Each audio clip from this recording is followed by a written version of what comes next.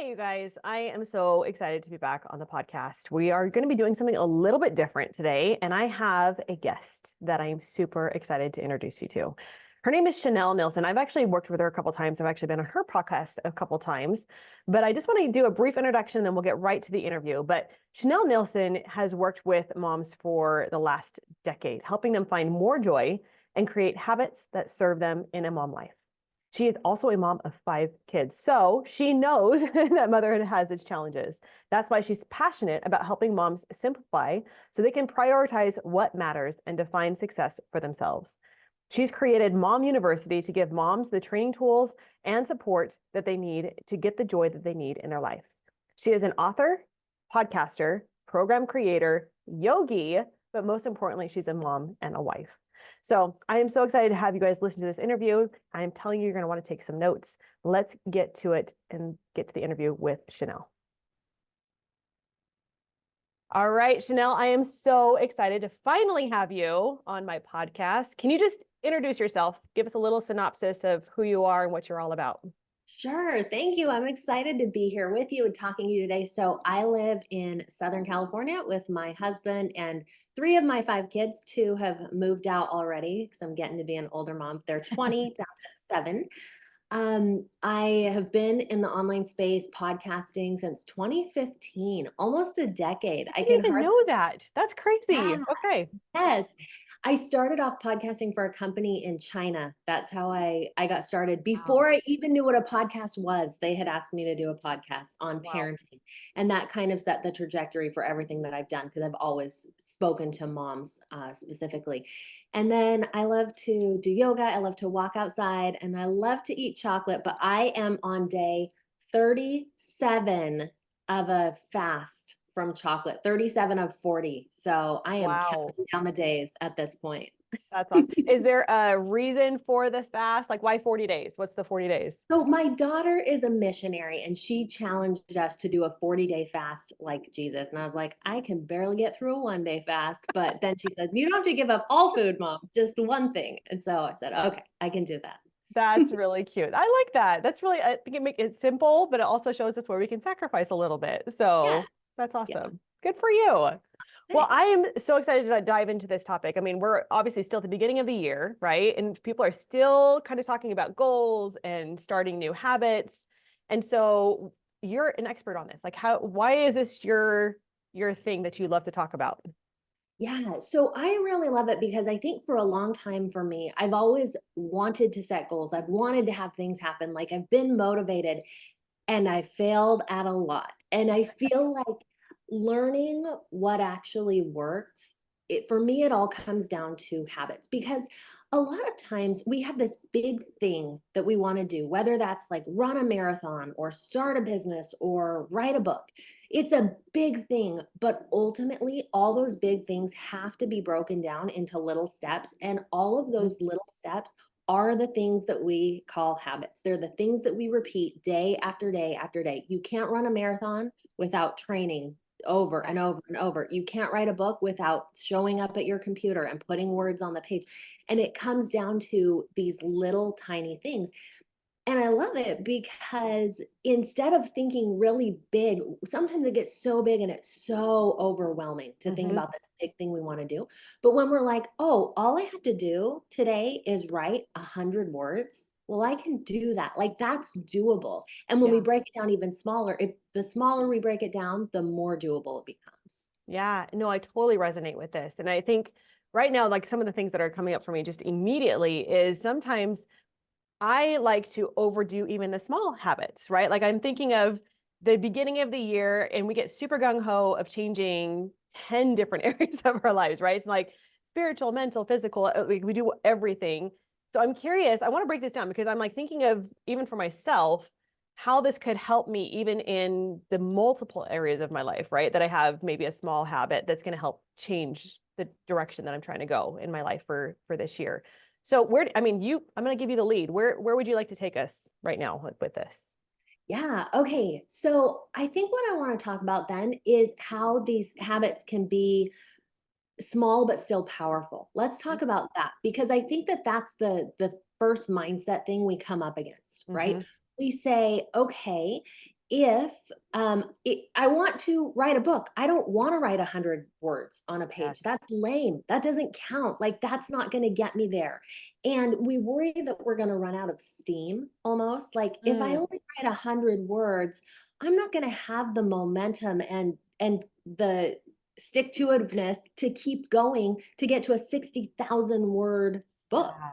Yeah. Um, I always think about in the book Essentialism by Greg McKeown, he Mm, talks about he wanted to have a journaling habit and he had tried over and over to journal. And he would, the first couple of days, write and write and write and just journal. And he was going strong. And then by the third day, he's a little less excited to journal. And then the next day he just writes a little, and then finally he just like, journaling's too hard, I'm done. But what finally got him to stick to it was the opposite. Every day he wrote less than he wanted to. And that is such a powerful mhm. principle because it leaves something on the table, it leaves excitement. You're Yeah. like, oh, tomorrow I'm going to pick this up and I'm going to write. I want to do it Yeah. instead of expending all your energy and then you're just done. Well, and I can see that, I mean, I can see already the hurdles that I've had in the past. Like, it's not good enough. Like, if I'm thinking of a small little habit, right? Like, maybe typically it would be exercise an hour every single day. I mean, in that regard, what would Yeah. you recommend to kind of make that small, but you're saying mighty, right? Small but mighty. Yeah, totally. Okay, so to exercise specifically, Sure. Or just even what you're saying there too, because I think that's one of the hurdles that I come up against is I almost like that's not good enough. Like if I break that down and make it a small habit of maybe the basics of 5, 10 minutes of just getting out there and moving my body in some way, my brain's like immediately, that's not good. Like that's not going to get the totally. direction that you're wanting to go, right? So Yeah. what would you say to Okay. that? I have two thoughts on this. One is exercise specific because I have a really good example for that. But Okay. the first one is mindset. We need to tell ourselves that this is enough. And that's really powerful because that's part of the reason that we trap ourselves. We start and we say, "Oh my gosh, if I can only exercise for 15 minutes, it's not even worth it. It doesn't even count. It's Yes. not enough." And that's such a mental thing that we do to ourselves when in reality if all you have is 15 minutes today to move your body, it's surely better that you moved your body for 15 minutes than Yeah. didn't move it at all, right? Yeah. Doing something counts. And that's something that we need to work on internally and do the work there so that we can say, yeah, that's enough. I can check that box. I did it. Yeah. Now, as far as exercise specifically, it's interesting that you bring that up because I do yoga regularly. I love to do yoga, but I really wanted to start weightlifting. And so Mm. I researched, okay, well, how can I kind of don't like it. I know it's important. I'm in my 40s, I'm losing muscle. I know it's important, but I don't really want to do it.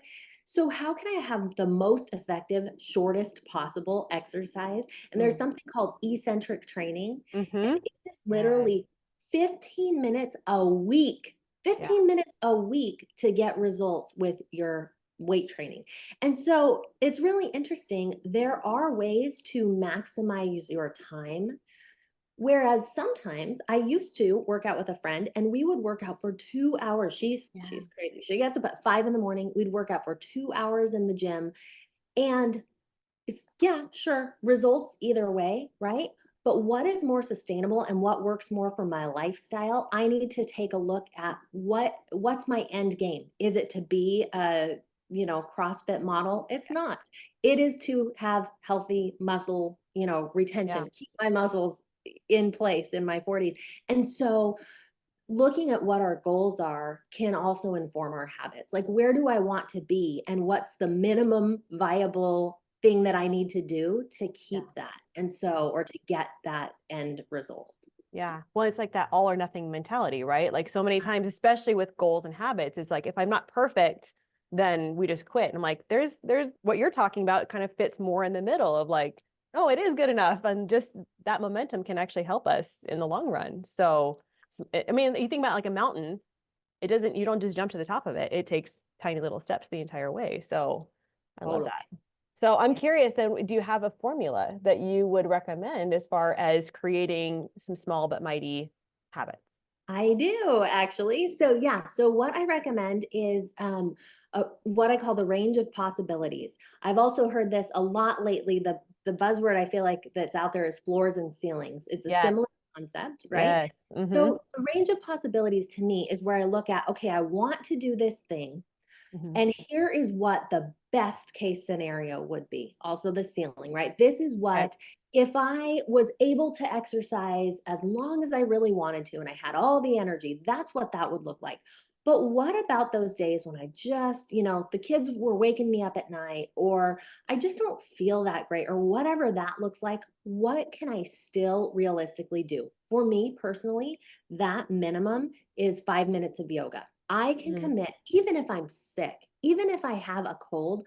I actually find it really beneficial when I'm not feeling well to do a little bit of stretching. So 5 minutes of yoga is my minimum.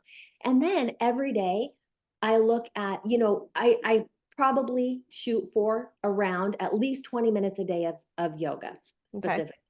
But if I don't have time, I can do less. And if I'm feeling it, if I have time, I can go to the gym. I can do a full hour class. There's a range in there of possibilities. But the most important thing with this range is what we talked about earlier. It all counts. Yeah. Whatever you get done in that range, even if it's the minimum, it still counts. It's still good enough. You still, and this goes back to the habit piece, you still maintained the habit that you were trying to create. And what that does, why it matters that it's a habit and why we want to keep consistent with that minimum, it speaks to your identity. Mm. You then become a person who does yoga every day. I am a person who does yoga every day, even when she's sick. I have that as part of who I am. I even in my bio, right? When you ask me to introduce myself, I am someone who does yoga. You know Yeah. how I know that? I prove it to myself every single day by doing yoga. In fact, this morning, I had an early morning. I think I just did a couple of yoga poses, right? I did my minimum today, but I'm still that person who does yoga every single day. I love that. So I'm curious, what if there's those days you do miss, right? Like I mean, I think inevitably we're going to have those times where something does happen and it's out of our control. What do you recommend as far as you hear the phrase getting back on the wagon? But I mean, like, how do you overcome that hump instead of just quitting and just being like, see, I didn't do it every day. I can't say I'm a yogi anymore. Like, what do you say to that? Yeah, okay. We're so hard on ourselves that Yes. that's even a question, but it's so true. I Yeah. think that's just human nature. One thing that I like to think about is patterns in our lives. Mm. Really, when we look back on who we are, on what we've done, what matters so much more than any one day is the pattern, the things that have happened over multiple days. I think in parenting, this is also a thing. Sometimes we have a bad day. We yell at our kids. We forget to tuck them in. Maybe they just fell asleep before we said goodnight, or we have these bad days and we're like, dang, I'm the worst. I'm the worst mom. Not true. Our kids are going to remember the pattern, the Yeah. things that we did over and over and over. And that is the same with all of these habits. And ultimately, it comes down to, okay, I missed a day. I don't remember if I even did my 5 minutes of yoga yesterday, but I'm still a person who does yoga and I'm going to do it Nice. today. Oh, I love And that. I think that's what it comes down to is identity. If we have that identity piece of this is who I am, we're Mhm. going to stick with doing those things. If we allow missing a day of whatever this habit is that we want to cultivate to say, well, I'm not that person anymore. I'm not the person who exercises. I'm not the person who's nice to her husband or whatever. Then of course we're going to keep missing because that's not us. Yes. That's not who I am. That's not what I do. Habits reinforce what we believe about ourselves. So it's that interplay of identity and action. I love that you say that because that's something we talk about here on this podcast a ton is the identity work, right? And so many people put all of their best, like if I can only say that's who I am if I'm perfect at doing that thing. And I think that's so backwards. It's you've got to believe that's who you are first, and then the doing actually becomes so much more simple. If we have to prove it to ourselves, I think that's where we set ourselves up for failure. Is like I gotta be perfect with this, and then I can say that I am a scriptorian or I'm a yogi or whatever. I'm like, Right. then you're never going to be able to do that. It's like start here, believe that's who you are, and then your actions are going to be so much more simple because it's not this pressurized, I got to prove it to myself first. So Yeah. I love that you bring that part into it. Yeah, it's powerful. Even with what I shared earlier about being off chocolate for a little bit, Yeah. I still am, it's still part of my identity, right? It's Yeah. still part of who I am. I love that chocolate, man. Bring it Yeah. on. Bring it Yeah. back. But Yeah. it's still part of who I am. And even though I've skipped the admittedly a habit of eating chocolate, it's still, I will be right back to it. And I get the dark chocolate. So let's just say It's it's not healthy. a sugar, but I love that. That's so cute. So I'm curious then if you have some more, I mean, we obviously talked about exercise. We've talked about yoga. We've talked about, so do you have more like examples of what some of those habits might be that would make a difference in our lives on a daily basis? yes. Okay, I would love to kind of run through three quick pillars and then give some Cool. examples for those because these are the pillars for Mom University, which Yes. we can talk about in a bit. But Mom University is the program that I run, and so those pillars are parenting, home economics, and then personal development. So I'll give a couple examples in each of these. So parenting, a habit that I feel like is crucial, and I'll share the ones that I do for me. Okay. I have, like I mentioned, I have two high schoolers and a 7-year-old who live at home, and then my 18-year-old's home for the moment. Uh, One thing that I do is every time, the first time I see them in the morning, I give them a hug. Now, if you have littles, if your listeners are parents of littles, of course they're giving them a hug. But I will tell you, it takes some intention to give your teenagers a hug. I mean, what I get in return is like, Yes. a grunt. Maybe they half move their arm to give me a hug. Maybe not. Yeah. It's not like this warm, loving, reciprocated hug all the time. But that is a little habit that I put into place because the bigger piece there is I want to connect with my kids every day. I want them to know when I see them in the morning, I'm excited to see you and I am Mhm. going to give you a hug every morning. Yeah. And so that's like, it's that simple. It's a simple thing, but that is something I do for my parenting every single day is give them a hug first thing in the morning. Oh, So I love that so much. And I can totally resonate. I have three in high school and I've tried this and you're right. There's like a retraction that happens with yeah, my kids. But I love what you said here too, just to kind of point this out is I think what you're saying is doing something without the reason why behind it just becomes a to-do list item, which is so much harder to follow through on. So I yeah, love that you have kind of the intention and a why behind this that does kind of help us move through when our kids are not reciprocating or recoiling. Like that bigger picture keeps us grounded and keeps us moving forward versus letting it be that those moments kind of take us off track. So yeah. I love that. Yeah, for sure. And it helps me when things go, sideways later in the day. I can be like, well, I did my part. Like I did Yes. what I set out to do. I Yes. gave them a hug this, if nothing else, I did that. I love that. Um, so the second pillar for Mom University is home, like running a home. And my simple habit, this is kind of embarrassing because I did not learn this until the last like 5, 10 years. I just thought my kids were really messy and that's why my kitchen was always messy. But what I learned is actually keeping a kitchen clean is a 10 times a day, maybe more habit. Mm. That Mhm. every time I go into the kitchen, I need to wipe down those counters every time. Okay. And what happens is it used to be like I would wait till the end of the day and it would just be a ginormous mess. And I'd be like, oh my gosh, I have the messiest kids, right? Never my fault. It's their fault.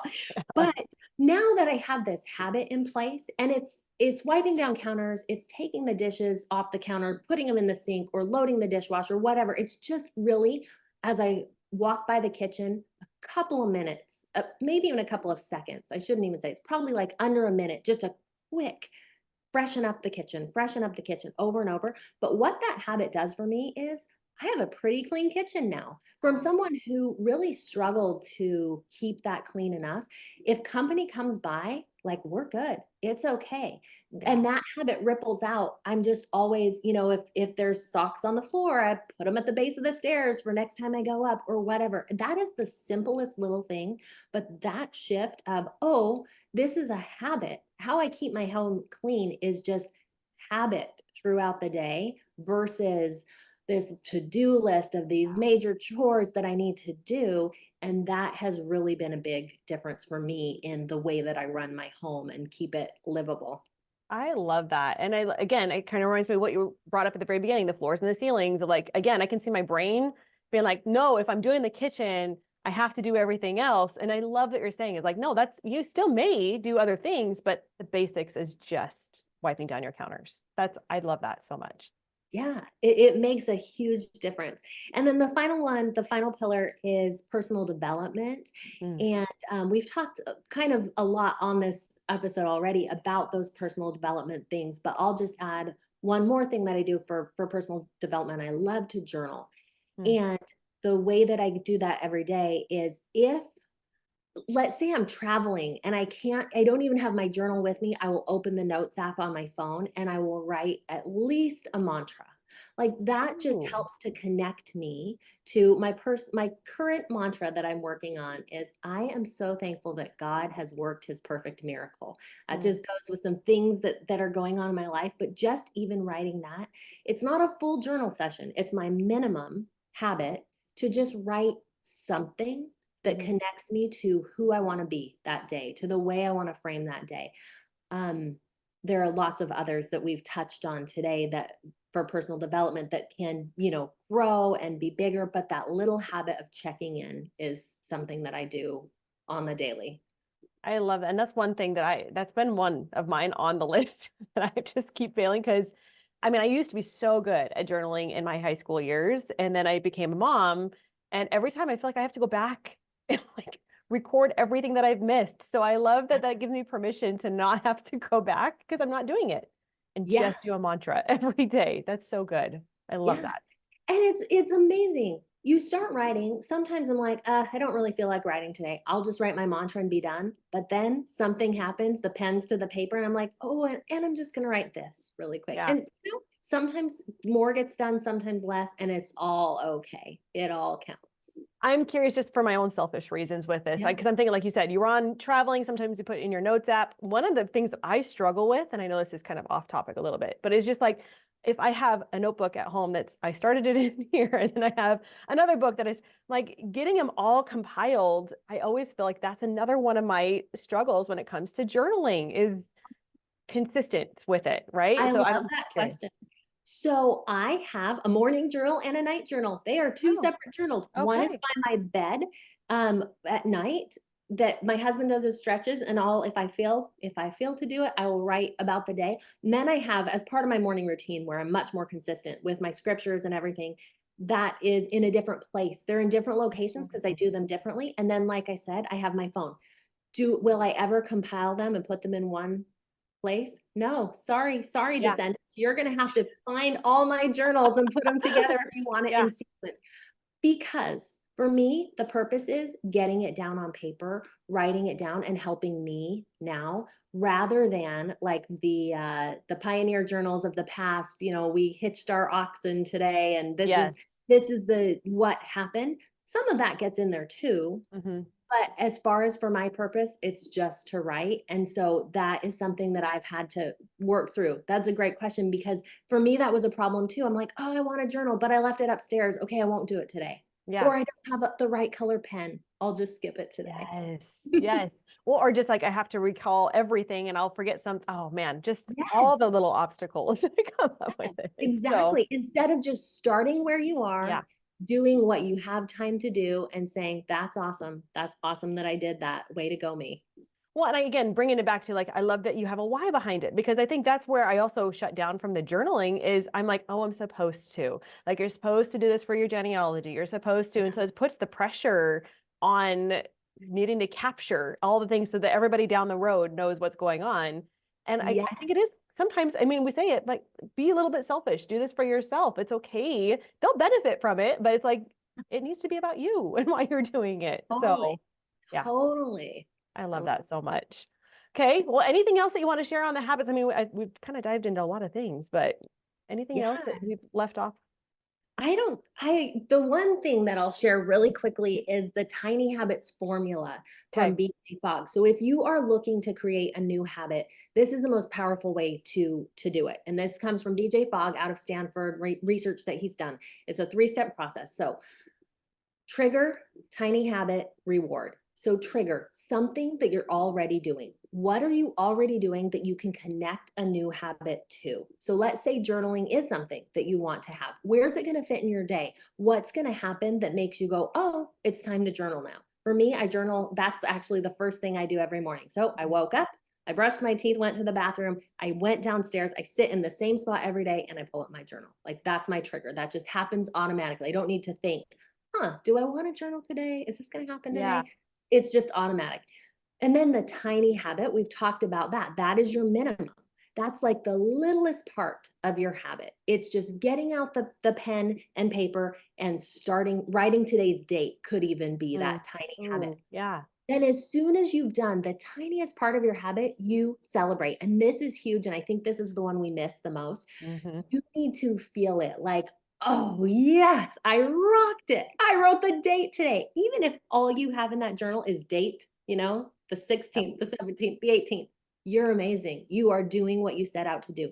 What will automatically happen if you start just with the date? One of those days, you're going to write a little more. And another day, you're going to write a little more. That habit will grow because when you give yourself that reward, and the reward isn't like a hot fudge sundae, it's a feeling. It's like Mhm. Yep. celebrating yourself. When you give that yourself that reward, it automatically creates this positive feedback loop that when the trigger comes up again, you're going to want to do it. So trigger, Yeah. tiny habit, reward. And I love that you said that about the reward because I think so many times we wait to give ourselves a reward until we have like a different result or something bigger, right? We forget that all the like celebrating the mundane things is huge. So I love that you put that in there. And I think just speaking from my own experience, the celebration is sometimes the hardest thing for me to do because Yeah.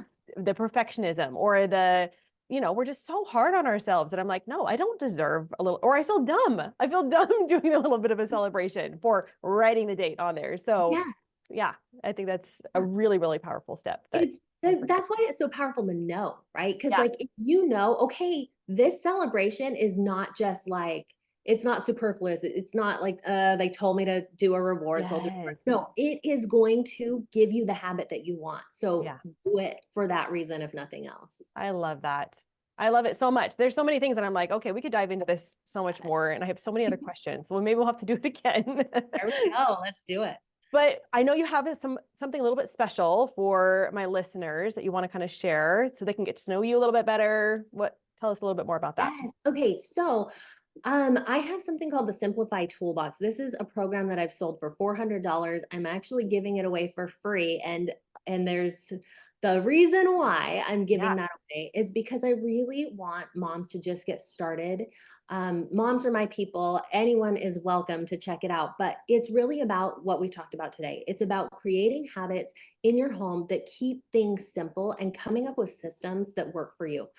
Um, I am giving that away also because I am hosting my first event called Mom University. That's in April in San So Diego. fun. Chantel will be there. So Yes. you It's gonna guys, be so you want fun.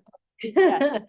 So that that is part of why I'm giving that away. I just want people to see what this little change will do for their mom life and recognize, okay, if that little new habit made such a difference, think of what Mom University will do.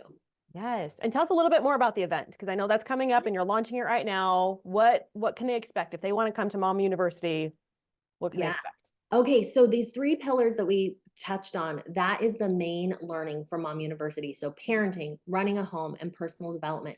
And the idea is, I've thought a lot about this, right? We get training for everything that we do. If you work at Baskin Robbins, you get trained. But if you're a mom, you just get handed this baby and you may have patterns that you learned from your own parents that work, or they might not work so well. Yeah. You find yourself just doing what others have done in the past. Additionally, we've got a lot of things that our parents weren't dealing with. Even if you had the most stellar parents ever, we are dealing with so many things that we need help and tools and training for as we juggle everything in modern life and modern parenting. And so, Mom University is really all about that, giving you the tools, the education, and then the support. That's the final piece of Mom University is the connection and the support, because how often are we having conversations on Zoom or through social media And yet at the end of the day, we feel alone. Yeah. And so we're coming together to actually put our arms around other women and start solid friendships. That's something I hear from moms all the time, that they, how do I make friends? How do I actually do it? Well, Mom University is one way to do it. And then we are connected there in villages that will continue on and on. There's ongoing friendship, support, all those things. So I could go on very Oh, long about that. That's probably more than you wanted to hear. no, and I like just because I selfishly, I'm a part of it. I'm so excited about it. And there is something to be said about going in person to something, even if you were like, I don't know anybody. I'm like, that's even more of a reason to come because there's Yeah. other people that are thinking the exact same thing as you. And it's more a reason to come and find your tribe. Like there Yes. just is something that just connects you when you're live with people.